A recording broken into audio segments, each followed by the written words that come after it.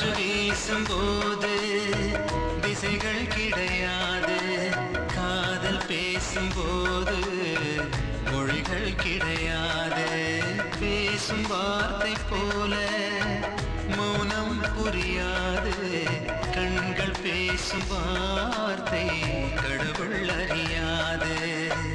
உலவி திரியும் காற்றுக்கு உருவம் தீட்ட முடியாது,